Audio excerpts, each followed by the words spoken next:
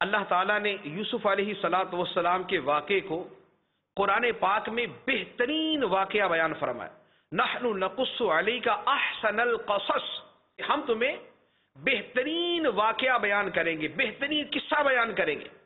یوسف علیہ السلام کا واقعہ قرآن میں بہترین واقعے کے طور پہ، بہترین قصے کے طور پہ بیان کیا گیا. اس واقعے میں کیا ہے کہ یوسف علیہ السلام کی سیرت بڑی خوبصورت سیرت ہے.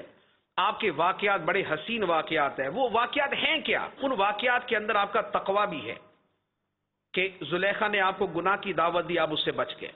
اس واقعے کے اندر آپ کا عفو و درگزر بھی ہے کہ بھائیوں نے آپ پر زیادتی کی، آپ نے انہیں معاف کر دیا.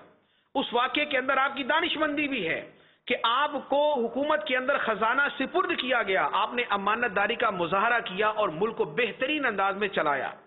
لیکن انہی واقعات کے اندر ایک واقعہ اور بھی ہے، اور وہ بھی اسی خوبصورت ترین واقعے کا حصہ ہے، احسن القصص کا حصہ ہے. وہ کیا ہے کہ جب حضرت یوسف علیہ السلام کو جیل میں ڈالا گیا تو قرآن پاک کے اندر ہے کہ جیل کے اندر حضرت یوسف علیہ السلام کے ساتھ 2 قیدی اور تھے، اور وہ دونوں قیدی کافر تھے. 2 قیدی اور تھے اور وہ دونوں قیدی کافر تھے. یوسف علیہ السلام جیل میں ہیں. آپ نے جیل کے اندر بھی نیکی کی دعوت دیتے ہوئے ان دونوں کو توحید کی اور اپنی رسالت کی دعوت ارشاد فرمائی. یہ اسی خوبصورت واقعے کا حصہ ہے کہ جیل میں ہیں اور ظلمن جیل میں ہیں، آپ پہ زیادتی کی گئی، آپ پہ ظلم کیا گیا، آپ کو جیل میں ڈال دیا گیا. لیکن جیل میں جانے کے بعد بھی اللہ تعالیٰ کی عبادت و بندگی بھی باقی ہے، نیکی کی دعوت کا کام بھی باقی ہے.